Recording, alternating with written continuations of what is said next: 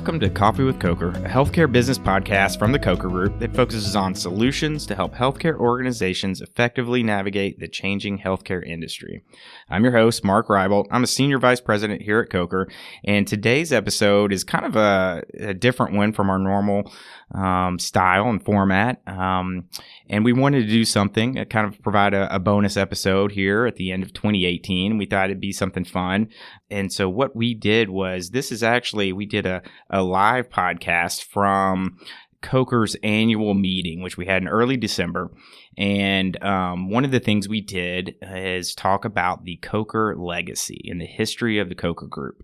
And while that may, on the surface, not seem like something that pops up in everyone's brain is relevant to the healthcare industry, we, talked about it and we're thinking about it. And the company has been around in the healthcare industry well over 30 years and has quite an interesting backstory and just a fun backstory. And we did this for our employees. And it was such an interesting conversation that we thought it'd be fun to put out there. And if anybody else was interested in this kind of thing, and again, kind of a bonus fun episode for the end of the year.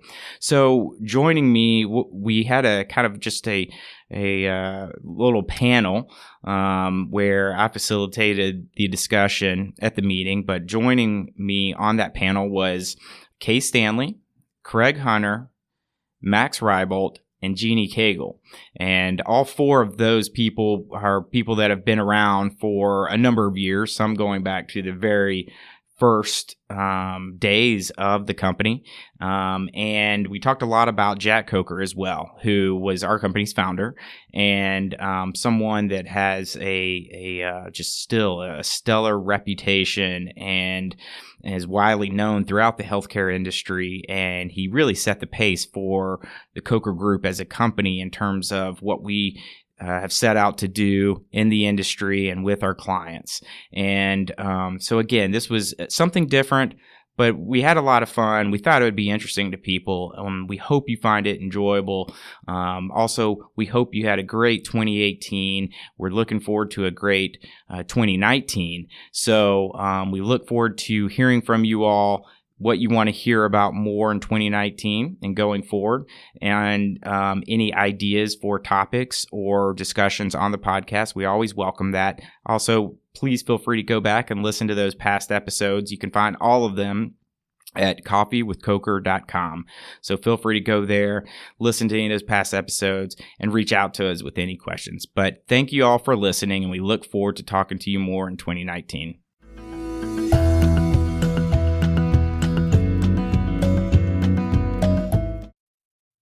I started this business in 1987, really without much of a plan, and I think sometimes that's a benefit because you write the script as you're involved in the play.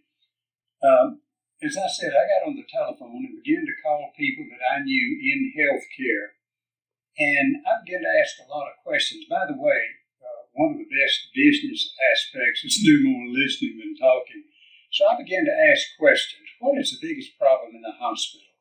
Where do you find a real need? Or what should you be working on? And I always use the cliche, if you had a magic wand and could wave it, what would you wish would happen differently? And almost everyone said, well, I know you've been recruiting doctors for a long time, Jack, and we really don't have that problem anymore. But what we have a medical staff that's really just, frankly, an enemy to the hospital. And I'm thinking, well, that doesn't make any sense. That's like Ford Motor Company declaring that they don't like Ford dealers. And my pitch was, when I went to a hospital, I said, you know what? I went up and down the halls here in the hospital and saw all the people in the bed, and it finally dawned on me that there's not one patient in this hospital that a doctor did not admit. You didn't admit one, Mr. Administrator. The board didn't. The receptionist out front didn't. It was always a doctor. We need to find a way that we can get the doctors to favor this hospital over the other options they have. So I came up with a scheme that this would really cost the hospital nothing, because our contracts would be based on their our contribution to increasing hospital admissions. I remember the first client we had, they were borrowing money, literally borrowing money to meet the payroll. They were 90 days past due on all the suppliers. And I asked them to give me 3 hospital employees. They didn't have to hire any additional people. Just give me 3 hospital employees that I could work with and train.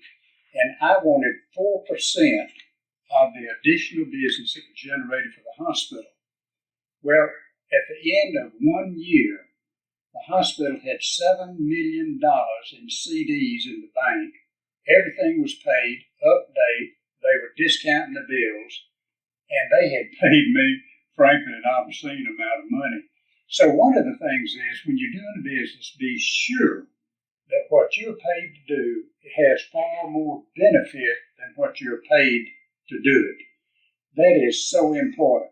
Be sure that you always deliver more than you contracted to do. I know the CwC Group has still doing this. I'm honored and flattered that you chose to keep the name. We had built up a reputation in healthcare. But when it came time for me to retire, I retired early at 62, and I asked Max if he would be interested in transferring the business to him, and he said, well, sure, but I'm not sure I can afford it. So he and I worked out an arrangement where he owned the business and took over where I left off. The beauty of this is that he has done much better after I left than he did when I was here. I've learned so much from the employees that worked here, Craig and Jeannie Cagle and Kay, Stanley and Max, and maybe there's some others I'm not remembering that were here when I left. But I see so many new faces, and that's important. That's encouraging to me. The company is growing. You're doing very well. I'm just so glad that I've had a part of this, and I had some ideas. A lot of them didn't work, but 1 or 2 did, and Max has held on to that. I congratulate you with the work you're doing. I could talk the rest of the day, but you have other things on your agenda. So I wish you well. I'm thankful that you have kind of charted your career to include the CwC Group, and I know you will be real pleased and happy with the work that this company is doing. Thank you so much, and God bless you, and the best of success to you. A couple people know who that guy was, maybe. Hopefully a couple people got to know him. We're going to do something for our first session, a little different than what we've done, as I alluded to, a little bit different than kind of the typical annual meeting session that we are used to doing. And, what we want to do, you'll hear the theme throughout the day, talking about growth and vision and the future, building on the future. And so we're going to talk a lot about that. But as we were kind of thinking about that and planning, one of the things you have to understand is the kind of where you came from and look back at the past a little bit. You don't want to live in the past or dwell in the past by any means, and certainly don't want to do that. But we thought it'd be fun, particularly because, what we just heard talking about all the new faces, well, we kind of see that every year. I was looking around the party last night, and I love seeing new faces that I haven't met or don't know as well. And maybe this is the first meeting they're coming to, or the first Christmas party, or they've been here a few years, but don't know as much about where we came from. So we wanted to have a little discussion, and we have I always call them the veteran team here, that I thought it would be great to hear from in terms of having this discussion, talking about the CwC legacy, talking about some of our background, where we came from, and ultimately, how that is relevant and meaningful for the future.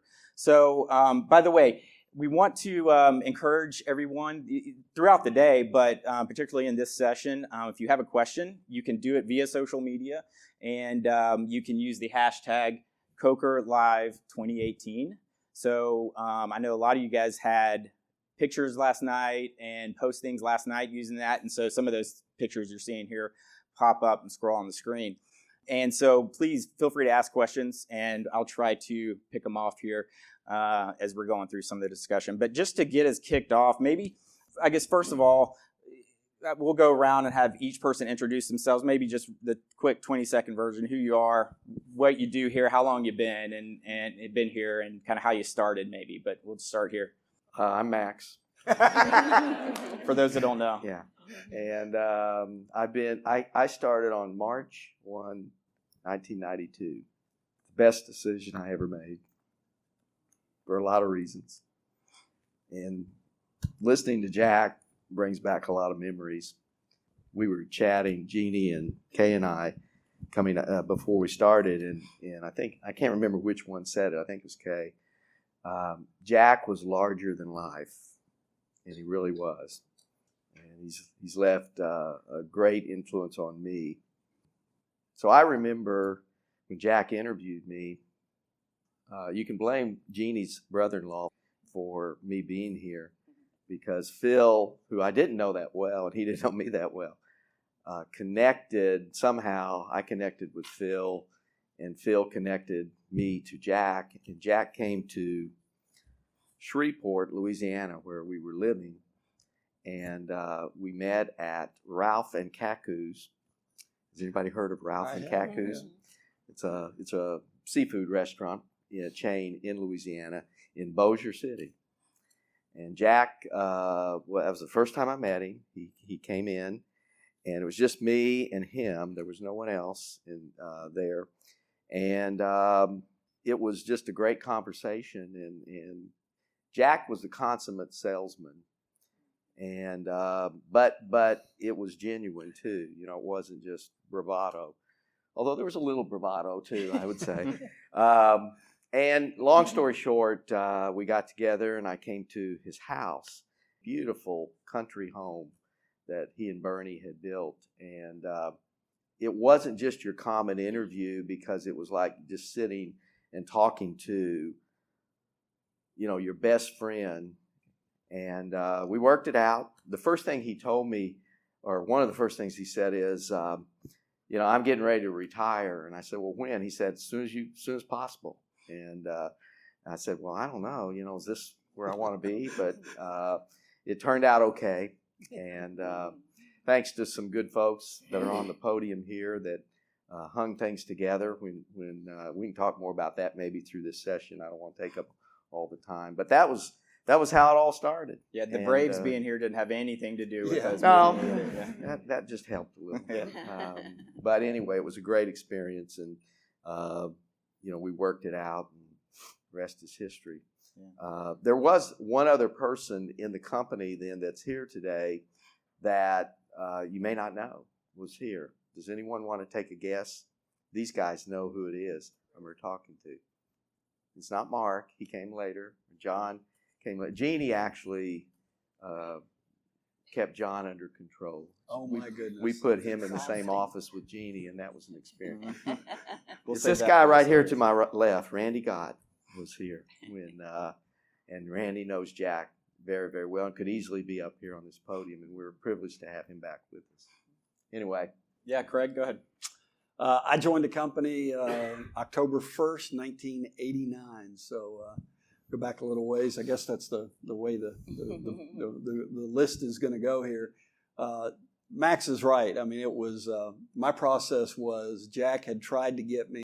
He had been after me for 2 years after he started the company in '87 to join the company, and I didn't know anything about healthcare. I still don't. Not much has changed. Nor have I ever claimed to know anything about healthcare. And Jack just kept after me, and he was, Max said he was a consummate salesman. His attitude was, and he literally said to me one day, "Are you shaving every day?" I said, "Yeah." He said, "Are you selling every day?" I said, "It's just like shaving. You got to do it every day." So that's kind of Jack's mindset. That's just kind of the way it worked out. So it's been a great run, a great influence in my life, and we'll talk probably a little bit more about that as well. But been a tremendous blessing for me. Thanks, Kay. I started to work with Coker on July 1st, 1988. That's a long time ago. And the way that happened was I was looking for a job that would be closer to home because my mother was moving in with us. And I needed to be close to home. And I had been working in Midtown. So I saw Jack at church. I think it was a Wednesday night. And I said, I just want to talk to you about what you're doing with your company. I'm just kind of interested in knowing what you're doing. And he said, okay, I'll meet you at my office at 8 o'clock on Saturday morning. And this was like Wednesday. So I said, well, okay. Made a few phone calls. Who is Jack Coker and what does he do? and yeah, that's true. And I met with him, and it was never me applying for a job. He started selling his job to me. And I started very shortly after that, maybe a couple of weeks after that. It was the best decision I ever made. It wasn't easy to work with a startup company, and there were lots of administrative things that he wanted me to address, and so a lot of things had just been started but not developed, and so we did that. And the thing that I can tell you the most about Jack personally is that he would allow you to do anything that you wanted to do. If you had a goal, if you saw something in the company you wanted to do, if you thought you could do it better or you had a better way, he was always open to hearing that way, and he gave me a lot of latitude. I gave him a lot of loyalty, and we just did things together. He was fun to watch in business meetings. He had a yellow chief tablet, and he would write notes, and he had all of these ideas and all of these goals, and he was constantly churning those goals and ideas. He was a brilliant man, and he fooled a lot of people by his slow Alabama accent. And a lot of people thought they were smarter than him because he had that southern drawl. But believe me, he was leaps and bounds about ahead of anybody that he ever talked to. But my greatest love for him is that he did not hold me down. He let me rise in the company and treated me like one of the guys. So yeah, thanks. And then our longest tenured employee, I guess you could say. I joined the Coker Group August 12th, 1956. That's exactly right. Now y'all know how old I am. I'm going to do the math. So, I got a little teary seeing Daddy up there. yeah, Got to get a grip. so do we. Yeah. Yeah. So, I had at the time, well, first of all, I'm a registered nurse with a degree in nursing. So that's what makes this a little more odd. But Dad started the company. He said, I need somebody to pay the bills, balance the checkbook, keep up with the benefits. You won't steal from me. You're good with numbers, and you can do it at home with the kids. So I was like, great. So I started doing the accounts payable. My official first day was April 1st, 1988. So it's hard to believe it's been 30 years. Yeah. So she only has 3 months ahead of me. That's right. I have more tenure than you. Yeah. So for a long time, I did the payroll and benefits, which is, I don't know why that cracks me up, because I guess I'm a nurse, and I'm like, I will say my daddy was not a perfect man by any means, but he was a wonderful daddy. He loved people. And whether it was the client, whether it was the employees, or whether it was underserved, I think the DNA of things that matter, like health talents, and he loved agape. He loved lots of those types of things, caring about people who can't take care of themselves. Yeah, I thought it was interesting that video. And for those of you that don't know or aren't as familiar, of course, that was Jack, and that was probably there's a video. Actually, Jeannie had it from it's probably 10 years ago. But listening to it, I've watched it a couple times, and listening to it now even felt like he could have been addressing us literally today. And I thought that was one of the most interesting things. I do want everybody to understand it is an interesting backstory of the company. So maybe go through that, and between Kay, you and Jeannie, maybe talk about briefly, how did it start? How did it come about? And, kind of tracking through the years, what did that look like? Well, Daddy was in physician recruiting. Right. Jackson and Coker, which some of you may have heard of before. And interestingly, that company started being Jackson C. Coker was the company, and then he partnered with Rick Jackson. So they just took out the C and put in a little ampersand, and it became Jackson and Coker. Did physician recruiting for a long time. Was successful in that business. Yeah. And then we started, he even in his comments, he had mentioned a little bit about, which I thought was interesting, just asking questions to some of the clients that he worked with, some of the people he knew, just kind of listening what their needs were, and ultimately, thought about this opportunity and physician relations and that type of thing, right? I think now that would be highly illegal, but back then there was a little bit. I was wondering about Stark Yeah. laws and things like that. Stark laws came in '92, and I was that going to changed say, yeah. the whole picture Sure. of the company. Sure. Yeah. I think Jack go ahead. actually invented the physician recruitment industry. He did it a long I'm time pretty ago. sure Yeah. he could lay stake to that, although there may be some that would argue that. But that was the way he was. He started out in executive recruitment, and somehow he morphed over into the healthcare and figured it out that, hey, if you recruit doctors, hospital will pay you a lot of money, and they did. And so I think he invented that industry. That's the way he was. He could see way beyond anybody else. Yeah. And not everything, like he said in the video, worked. But he was fine with that. He wasn't afraid of failure at all. He just would try things that he thought were good, and he'd use that yellow chief pad to write his ideas on. In fact, the reason Max came to the company was, at the time, Jack had 5 separate companies that he had started, and Max actually was the CFO over all 5 of those companies. It's really kind of crazy. The recruiting firm grew to be the largest physician recruiting firm in the country. I think it just candidly got a little large for Jack. He sharecropper son from Fort Deposit, Alabama. And if he couldn't influence you, he didn't want you. And he didn't want to be a part of it. Mm-hmm. Yeah. Yeah. And I think you could tell that from the early, kind of early culture, that he exuded or he created, and then, has continued along the way.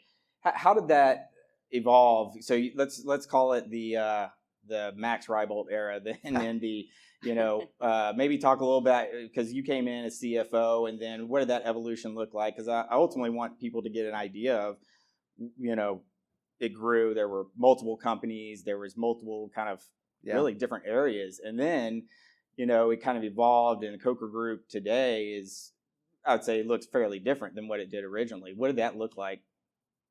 Well, I always said, and I still, some of you have heard me tell others about this when they ask if they're older folks that know Jack or knew of Jack. I always say, well, and Randy will relate to this, and Craig as well, and certainly Kay and Jeannie, but Jack created a business where you could make a whole lot of money for not very much work.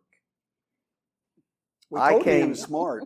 I came in and changed the paradigm around where you do a whole lot of work for very little money. So that's my stake to claim, or claim to stake. But I think when I joined, and I may be wrong, probably am, but I think we had like 12 clients.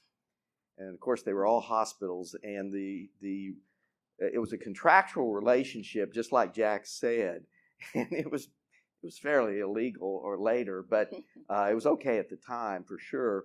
But we basically benefited off of the increased volume that we created for hospitals, and the way we did it, or Jack did it, and Craig was one of those that did a little work for a lot of money. you'd go out and spend 2 days with a client and mainly take them to dinner or something. I don't know. We did a lot of training. Yeah. A lot of training. But seriously, it was just customer service. Was what it was. And basically teaching hospitals how to treat their doctors. And, Jack's solution was, well, you don't go out and recruit 15 more doctors unless you have a genuine need. You take the group, the medical staff you have now, and you coach them, you be responsive to them, you treat them like your customer. And you know what? If you have a 2-hospital town, they're on the medical staff on both hospitals, there's a good chance they'll gravitate more of their referrals over to your hospital. And that's exactly what happened. And if you remember, some of you are old enough to remember, many are not, that in the 90s there was a pretty significant shift in the regulations and rules and so forth. So we morphed, so to speak, into more what I call true education, training, consulting work. And I'll let Craig or Kay or Jeannie pick up from there. Yeah, I would say the benefit of the quote old company was that it was the upside potential was staggering. If you did your job, if you trained, and if you could get people to be service oriented, sound familiar, people respond to it, and you earned a lot of money from it. The transition occurred when things came in and it was fixed fee, and you ended up doing a lot of work for not nearly as much money. And then what we ended up having to do was, that was kind of the transitionary point where we had to step back and say, what's the company going to be in the future? And I think from just in the context of where we were, I think Jack really did feel like, at some point it hit him, he was going to have to totally reinvent the company. And I just think he didn't want to do that, and it was a good time. And the transitionary state that Max talked about allowed us to go from those original clients to being much more expansive in our service offering that we continue to do today. And one of the legacies that Jack does have is the context of that very first client that he was talking about on the video. The way that all came about was they had actually asked him to go on site to do a study to determine, much like what Randy and Sandy do a community needs assessment. How many new doctors do we need? And the reality was, Jack came back and told the board, you got plenty of doctors, they just don't like your hospital. And he said, we got to put a program in place that attracts and brings the doctors back. And so they said, well, how are you going to do that? And he literally said, I have no idea, but I'll come back Monday and tell you. And that was Jack. That was Jack. That was Jack. And yeah, go ahead. Well, I was just going to say that ability to look out and say, one of the other legacies is Jack didn't meet a project that paid that he didn't like. And we've continued that, where if it's Jeffrey talks about if it's legal and ethical and we can make money, then we're probably going to try to do it. It's that kind of mentality. So we've got to be we've got an expanded focus, but that is one of the legacies that does continue. And he was clearly a visionary, and he was innovative. He was willing to go on essentially at risk and take on risk in order, and it was literally pay for performance. And we kind of laugh about it now because you couldn't do that these days in terms of exactly what he was doing because things have changed. But still, back then, that was incredibly innovative in his approach and his kind of tenacity for it. One of the questions that came in actually on social media, Denise asked, I just saw which I think is very interesting because I've heard it come up many times, literally over the years. But talk about, Kay, maybe you can talk about this, and Craig, I know you certainly can, the Coker logo. Oh. Where did it come from? Me. I worked with a guy named Jeff Weir, who was an artist. He did commercial art, and we came up with that, and the colors and the shadowing with the white background, and I think the thing that appealed to us is it was so different. And Jeff, we valued the name because of the name recognition, and Jack had a beautiful handwriting, and all of his family does, and Jeannie writes beautifully, and that just seemed to be the right thing. It was his name was what It's we had his to signature. sell. And it's his signature. Yeah, it's Yeah. his signature company, and so it just was fitting. Yeah, we've had people ask even recently because we're doing more in terms of our marketing and website updates and branding, and that was one of the things that we've talked about over the years. Is some people said, why is it cursive? Sometimes people maybe say it's hard to read or whatever, but for us that is like a bedrock of our identity that we just couldn't imagine changing. Not because we aren't open to change, but it's so meaningful, the fact that is Jack's signature. And I think that's interesting. That's a good question. I want to talk for a second about, so I grew up pretty much almost my whole life around the company. And I remember even as a little kid, dinners and breakfasts and with all these people and seeing them at different events and getting around the table and just start hearing stories from the old days, I guess, and the funny things about working with clients. So I told them beforehand, wanted everybody. I'm sure Craig could go. We could literally sit here all day, and Craig would be able to have us in stitches with old stories from the road and things. But maybe just Craig, kick us off. Give us a funny story. It's interesting from the old days. Yeah, I will commit this to you. If y'all want to take about 5 hours, just see me and corner me at some time when we're not recording, and I will tell you, and I will include names, places. But one of the things I think it's funny, and you kind of heard Jack allude to it when he made the comment about Ford. That would be like Ford manufacturer telling a Ford dealership, we don't like it. I mean, that's crazy. But that's how Jack taught. Was the story side of it. I remember I've got, I can see him.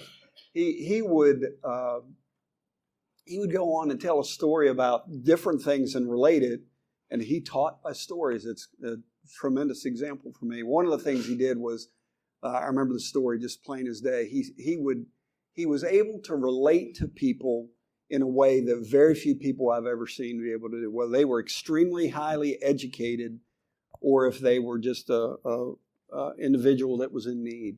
But his ability to tell a story, one time he made a comment that was, he made a comment about Bernie, his wife, and said that, Bernie had her credit card stolen last week.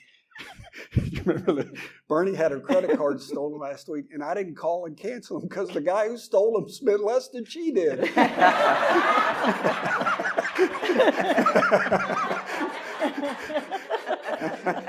That was Jack. That was Jack. So just what you did was his ability to relate to people and get them to buy into what he was trying to communicate. But we've got stories where things like he who shall be remain nameless. So that we'll discuss that later. The points for Marriott and Hilton and Delta and all those things, those are pretty important to us. There are certain of us that they're more important than they are to others. But we had this one individual who was, he rigged the systems to get his points. And I remember traveling with him one time, and we went, and first of all, he hated when people put the seat back in front of you, when they lie back. And now it's even worse, But he was not shy about crossing his legs. And when he crossed his legs, his intent was, I'm going to hit that chair in front of me as hard as I can. So he would cross his legs and bang, and you'd see the people fly forward. It was just stop. Now, this was not Jack. That was not Jack's personality. I remember we got off of a bus at a Marriott one time, and he was in the back of the bus, and I got off the bus in front of him. And I had been with the company. My job for probably the first year and a half was to carry Jack's bag, basically. I'm joking, but it was pretty much to learn. And we got off, and Jack was not on this trip with us, and I was traveling with this other individual. And I got to the Marriott counter first, and I got upgraded. I got a beautiful suite. And the guy behind me that was my boss got off the bus, came in, and got in line, and behind the 4 other people. And it was one of those things where he knew I got upgraded and he didn't get upgraded and he wasn't going to have it. And it was the first time I ever saw somebody use the line, "Do you know who I am?" So we kind of joke with that because, it's those things that those of us that travel, it's like, you have no idea how many points I have. Can't you do something for me? But there's just story after story and just fun thing after fun thing. And I think the other part of it is hearing the lessons and the stories from those people where we really do help change lives and change the focus of either their practices or the financial stability of their hospital. Those are stories that stay with you, and they're just great. So, I'd like to talk a little bit about how we started into publishing. Yeah, please. Jack was spending a whole lot of money on some staff that wasn't producing in relationship to their salary. So he said, "What do we do about this?" to me. And I said, "Well, we could take the materials and start and write compile it into books." He said, "That's a good idea." He rocked a lot when he talked. He says, "That's a good idea. How long do you think that'd take you to do that?" And I said, "Well, this is May. Could I have to September 1st? And he said, "You got it." So we wrote our first book in that period. We laid it out, typeset it, and published it. Do you remember what it was on the topic? Practice Success. Yeah. I named it Practice. It was that thing. But it was Practice Success. It was a compilation of 4 different modules of practice management. And a book with text instead of those overhead cellophanes that they used to have, the acetates or whatever they were. That's way back before some of you all were born. But it was the medium that we used for education programs. And so I got the people who were doing those programs to start writing, except for those 2 people who were being overpaid. Anyway, the remaining staff that was doing the education wrote the materials, developed the materials. I edited them, and then another employee that we had laid it out. And so he took that, and he took it to, I believe it was pharmaceuticals first. And then also another organization called, and between those 2 clients, as he would say, we made an obscene amount of money. And then the AMA, he got us in with the AMA. He could sell anything, and he had that Coker name. He could get to any leader in the healthcare industry. Yeah. And I started working with this young guy, and we made 4 books out of that 1 book. And before long, we had the Practice Success series in like triple editions. And that established the name of a very small company as being authorities in health practice management, which was kind of the offshoot of the original plan to take care of doctors. And which, of course, we still do today. And so when you complain about having to write, just remember that was the way our company established itself as being authorities in certain areas that most companies couldn't have done with, 20 people, or 20, 35 people. Now, Craig, I thought for sure you were going to tell the story about a certain office administrator, we won't name. Oh, golly. And for those of you who know, my brother was with the company for a long time, and she just hated him. She did not like him. And I wonder why. I will say in her defense, and rightly so. Well earned. Yeah. And so when he traveled, she would bring her dog. When everybody was out, all the consultants were out of the office. She liked Jeffrey, though. She would bring her dog in to the office. And, of course, that dog went straight to John's office to go poop every time on his floor. I have no idea if she put dog treats in there or what. She did not. But if John, two things. If John was going to be out of the office, 2, the dog was coming, and 3, there would be an incident in there. Yes. A lot of funny stories. I remember Jeannie, so when my wife was in college, she would work in the summer and just do kind of expense reports. And I remember one time she told me, and I'll never forget this for whatever reason, I don't know why it's so funny, she would say, Jeannie, she comes back with these expense reports that it's like $1.89 at Taco Bell. And we're like, Jeannie, Sorry. I finally said at some point, I'm like, gee, you could go to like at least the Chili's or Applebee's or something. I mean, And she finally did change. She upgraded to a box of Ritz crackers and peanut butter at Kroger. Yeah, exactly. So I don't know. Any other stories like that? I did share an office with John for a while. And I tried really hard to teach him how to be the boss's kid. How to not annoy everybody because you're the boss's kid. I failed miserably. Yeah. You see where that went, right? It's too bad he couldn't be here today. I know. We also did some ministering, healthcare ministering ourselves. We were in Philadelphia one time for an MGMA meeting, and Jeffrey was there to make a presentation. Max was there. I don't know whether you were on the program or whether you had a client. Anyway, Jeffrey got really sick, and he had to go to the emergency room in Philadelphia, in the city, and it was in one of those hospitals that's like the Grady here. It was a rough hospital, and he was out on a gurney out in the hall, and Max and I took care of him. We stayed with him and kept him company while he was in terrible pain, but he was sick. We were doing our part to increase the admissions at the hospital. I was going to say, there had to be a revenue opportunity there, right? So there's a family-like atmosphere through all these years, too, and it continues today. Well, one of the questions that came in, you can obviously address this, is when Jack transitioned and you took over, why didn't you change the name? Yeah, I'm asked that, not as much anymore because Coker name is much better known now, thanks to all of you. But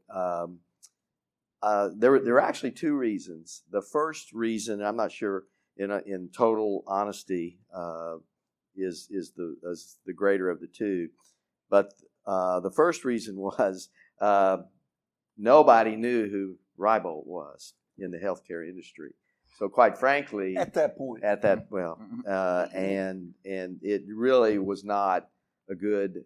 If you know me very well, you'll know it was not a good business decision, and I'm big on good business decisions, and so that truthfully was the case. But the other side of it, and the more emotional side for me, was I took no license or ownership in my name, and I just felt I had such respect and appreciation for Jack and what he did, and really his whole family. If you know their whole family, as an outsider looking in, I just felt a great deal of respect and admiration, and I just wanted to honor him, and I felt, hey, it's a good name, a lot better known than mine, and why change it?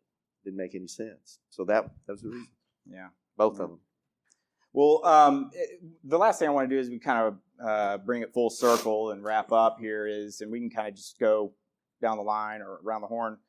As fun as it is looking back and as important it is to understand our roots and legacy and where we came from, the real thing I know we're going to talk about the rest of the day a good bit, and we've been doing a lot of work on is growing, building for the future.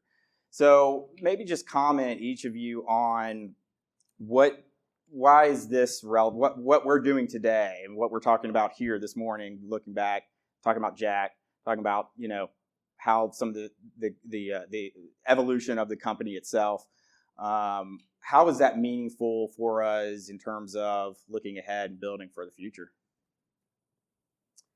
Well, I'll go first, I guess. Again, it was Jack. I always say Jack laid the foundation, and we're going to talk a lot today, and well, we should, about our culture and some of the other really key things that we think are really important to the organization.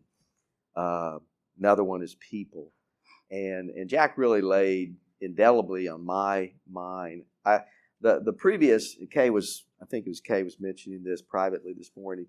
When I joined Coke Group, I came from a previous background that was, it was kind of a harsh management situation, and I really had to adjust to being nice, and just from a personal standpoint, because it was essentially, you browbeat people into making them do whatever it is you want them to do. That was the environment I was in for a long time.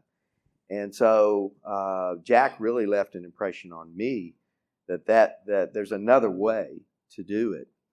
And I wish I had the time to go around the room, because as I'm looking at each of you, I can see several of you that are new, but I can also see many of you that I've worked with now as colleagues for many years. And, that's what's important, really. When you get down to it, that's what's important. And that's the legacy that Jack left on me, is to treat people right, be honest, be fair, be a good business person, and, everything else will work itself out. And Jack had a lot of cliches. He used a lot of L.A. terms. That's Lower Alabama. And they all work. Like, I think we're going to let that sleeping dog lie. I don't know what that means to this day. And there's a blinding flash of the obvious.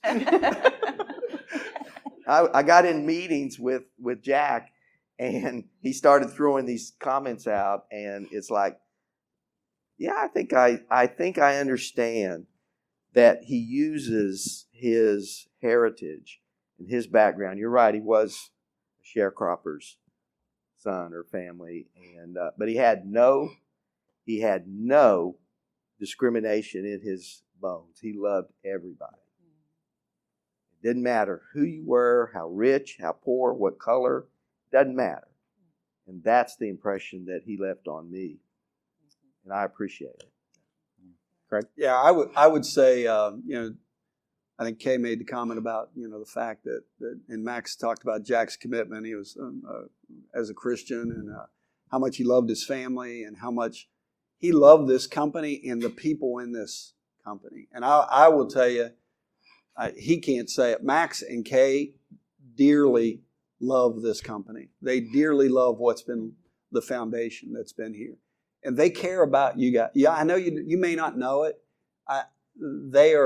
They really do genuinely care about each of us. I paid him for saying that. Yeah, no, I can tell you, it's one of the reasons why I've stayed for 30 years, is that I love the environment. I love the people that I get to work with. I love that we get to help organizations and help other people.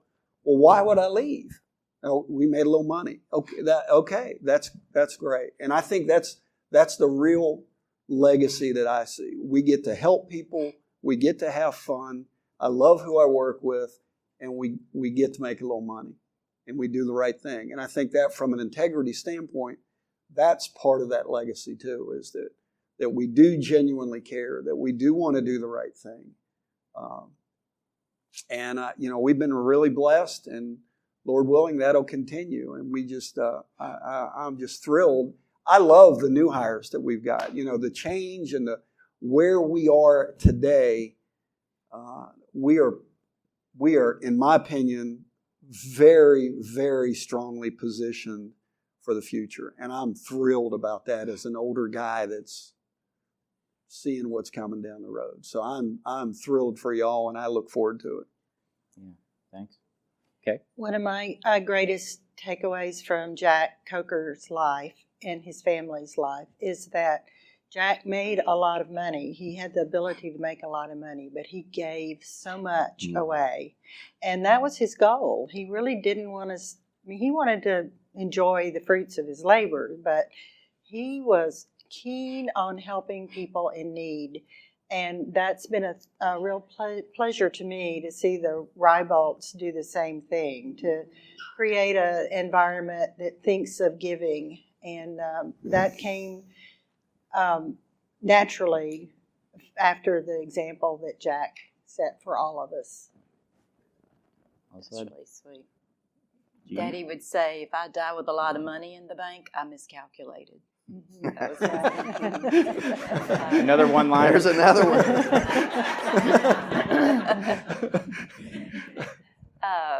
Some of you may not know, obviously, Dad passed away. It was in June of 2014, and we all still miss him terribly. But if he were here, he would say, I am so proud of this company, what Max has done that's far beyond I ever dreamed it would happen. Probably his favorite cliche, because I heard it the most, was people don't care what you know until they know that you care. So he was one of the first to say the admin staff, the accounting staff, everybody in this company contributes. The profit sharing for everybody is that sense of it belongs to all of us, and we're all part of a team.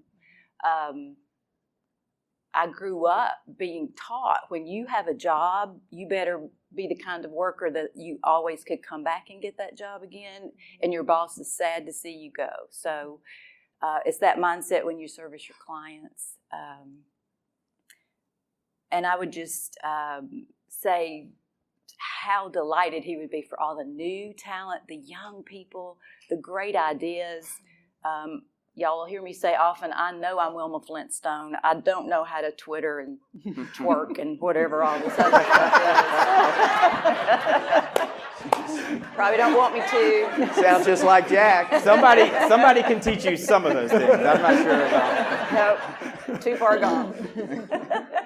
Just lack of interest, not intellect. That's right. That's exactly right. It's not a lack of, just a lack of interest. I could probably figure it out. All that to say, Daddy would be delighted. I'm truly delighted. 30 years of watching all this change has been nothing but blessing. I love, love, love this job. I love my clients. I love all of you and everything everybody does, and how much we all just, you know what, life needs to be fun. And I think that's what this is. Well, that's very well said, all of you. You guys may not, some of you may not find this as interesting or meaningful, but it is, and that's why we wanted to, it certainly is for us, and that's why we wanted to spend a little time doing this today. So thank you guys. Everybody, let's give them a hand for contributing. Thank you guys.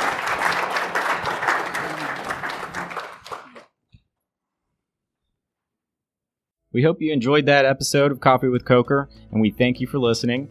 We want to encourage all of our listeners to participate and contribute in the podcast. So if you have any questions on any of the things we discussed in this episode, any of the topics that were presented, please feel free to ask us. Also, we welcome your feedback and suggestions. If you have any ideas related to the material we discussed in this episode, or in any episode, please let us know and we'll make sure to incorporate it. And if you have ideas for topics you'd like to hear more information about in future episodes, please send those suggestions to us. We would love to hear them, and we'd love to incorporate them into our future episodes. You can find us online and on social media. Start with our website, and specifically the podcast is coffeewithcoker.com. You can also find that through the main Coker website at cokergroup.com. You can also find us on social media, Twitter at Coker Group, and then on LinkedIn, you can search for Coker Group and find our page and the page for some of our team members as well there. So you can find us and reach out to us in a number of places. And then if you want to contact us directly, one of the best ways to do that, email feedback@cokergroup.com. That's feedback@cokergroup.com. And again, we'd love to get your feedback. And we'd love to encourage everyone to subscribe to the podcast so that you can be notified when future episodes are released. We look forward to the next episode, and we look forward to getting your suggestions and feedback on this episode. Thanks for listening, and we look forward to speaking with you again on future episodes.